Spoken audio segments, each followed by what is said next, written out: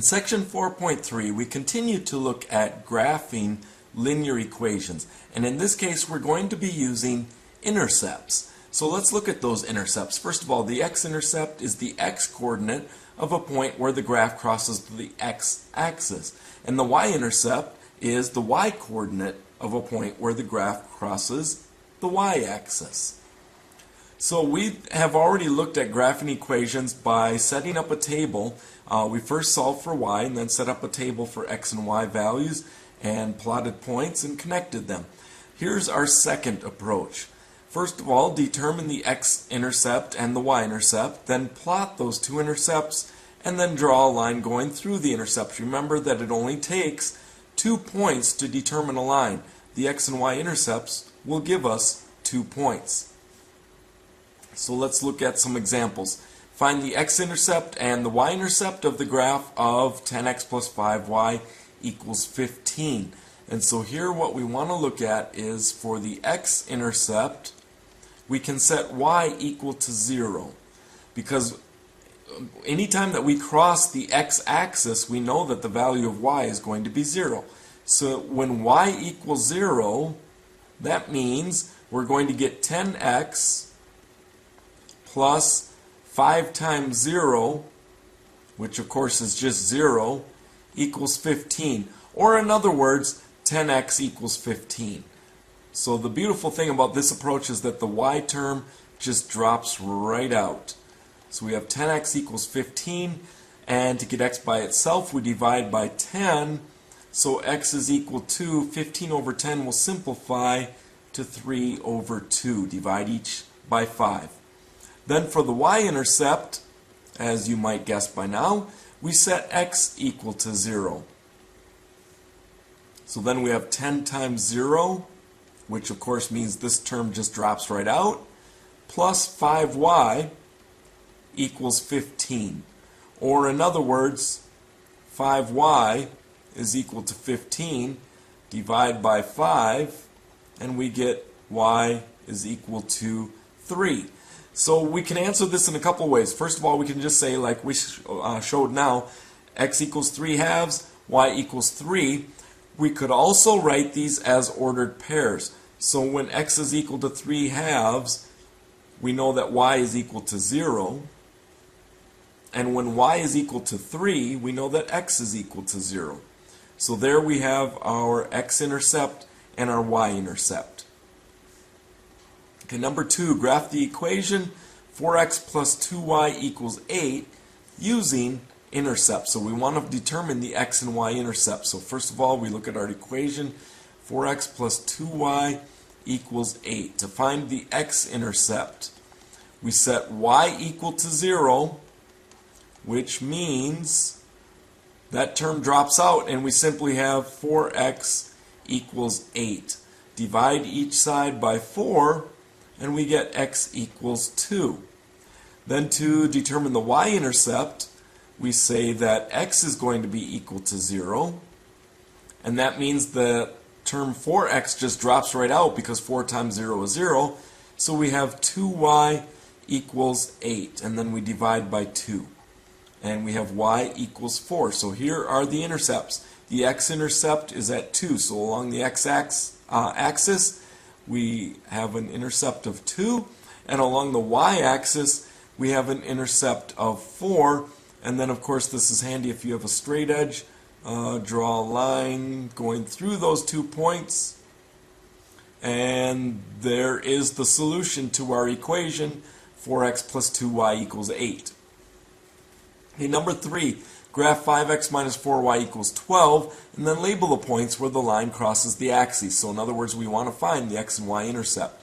So we have 5x minus 4y equals 12. To get the x-intercept, we set y equal to 0 so that we have 5x equals 12.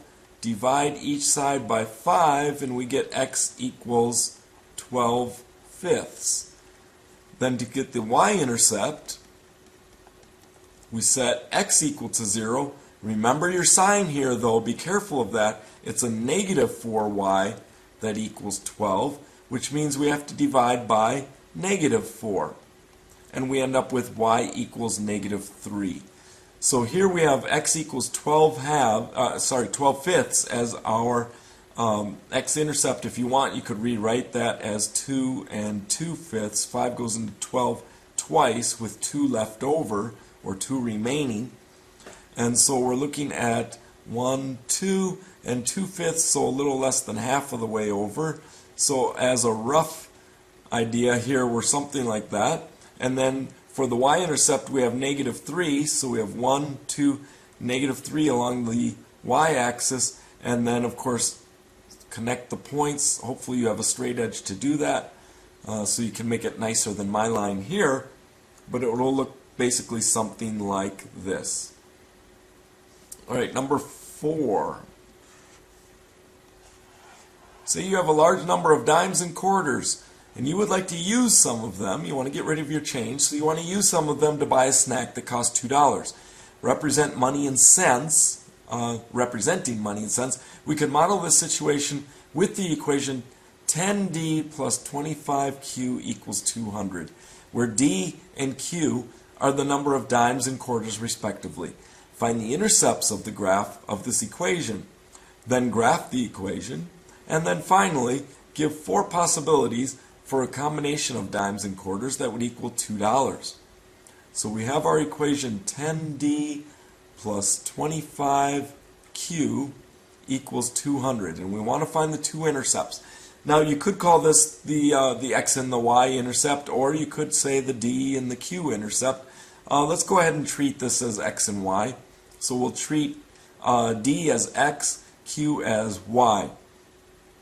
So for the x-intercept, we set y equal to 0, in other words q equal to 0, so we have 10d equals 200, divide by 10, and we get d equals 20. So we need to go out to 20 on the x-axis here. So this is going to be dimes, the number of dimes. We need to go by out as far as 20, so if we go by 2's, that should be okay. 2, 4, 6, 8, 10, 12, 14, 16, 18, and finally 20. Then for the y-intercept, the number of quarters, we set d equal to 0, and we have 25q is equal to 200, divide by 25, and we get q is equal to 8. So here we only have to go up to 8. So this is the number of quarters, and we should be able to just go by ones here. 1, 2, 3, 4, 5, 6, 7, 8. Okay, so we have our x and y intercepts here. So the x-intercept is at 20. The y-intercept is at 8. And then we want to connect those. And again, this is very helpful if you have a straight edge, especially in this case, because now what we're looking for will be some possibilities where we have a number of dimes and quarters that will give us $2. And we already have 2 possibilities from our intercepts. The x-intercept tells us we could have 20 dimes and 0 quarters, and that will equal $2. 20 times 10 cents would be $2. We could also have 0 dimes and 8 quarters. That's our y-intercept. That will also give us $2. And then if this is drawn very carefully, i.e. with a straight edge, then you can get some answers right off of the line. Look for an intersection. Like right here, it looks like this is an intersection, but actually it isn't. Because if you had 6 quarters, that would give you $1.50. You would need 5 dimes to equal $2. How about here? 4 quarters would give you $1, and then that's pretty close. There should be a point right there at 4.10, because 4 quarters would give you $1, 10 dimes would give you another $1, and that would add up to $2. So we could have 4, I got those switched around, 10 dimes and 4 quarters. And then we should have another point here, for example, let's see, what if we only had 2 quarters? And that should end up exactly halfway between. If we had 2 quarters, then we would need 15 dimes. Again, this will show up better if you have a straight edge to draw that line accurately. So 15 dimes would give you $1.50. 2 quarters would give you 50 cents. Those will add up to $2. All right, let's move on to the next one. Number 5. If you drive 300 miles at 60 miles per hour, the distance remaining, so not the distance that you've driven, but the distance remaining in your trip, can be modeled by the equation d equals 300 minus 60t, where d is the distance in miles and t is the time in hours. Find the intercepts of the graph and explain what they represent. Then, graph the equation and identify its domain and range. So we have a lot going on here. First of all, we have this equation, d equals 300 minus 60t. And we want to find the x and y intercepts, or the d and t intercepts if you want. And again, we'll get those by setting the other variable equal to 0. So for example, let's call it the t-intercept in this case. Set d equal to 0. And that means we would have 0 equal to 300 minus 60t. Add 60t to each side if you want. You could also subtract 300 right away. But then we get 60t equals 300. Then divide by 60 to get t by itself. And that will give us t equals 5. And what that means is the trip will take 5 hours. So after 5 hours, you're going to have 0 distance remaining. So we already have this set up as far as our intervals. We're going 1, 2, 3, 4, 5. So this is time in hours. And at 5 hours, we'll have 0 distance remaining. Now for the d-intercept, we set t equal to 0. So now we have d equal to 300 minus 60 times 0 is 0. So it's just d equals 300. And what that tells us is at the beginning, so when we start this at the beginning, we have 300 miles remaining. That's how far we need to travel from the beginning. So here we're going by 100s. So this is distance remaining, not the distance again that we've driven, but the distance remaining. And this is in miles. So at time 0, we have 300 miles remaining. And then we connect those. Again, a straight edge would be nice. Now, for our domain, in other words, what could the values be for time? Well, we don't care what happened before we start the trip, so we don't care about negative values of time, and we don't care what happens after we reach our destination in 5 hours.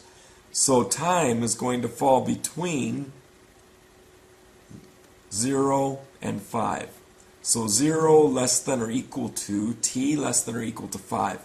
For the range, we start the trip at 300 miles away, and we're not going to go away from our destination. We'll drive closer to our destination, and then once we reach our destination, we're done. We stop. So for the range, the furthest we can be away from our destination is 0. That's when we're at our destination.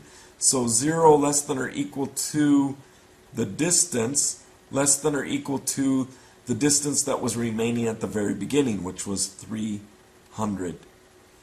Okay, so there you go with some examples of graphing linear equations using intercepts. I hope you find that this is, in some cases at least, a very beneficial and easy method to use. Good luck.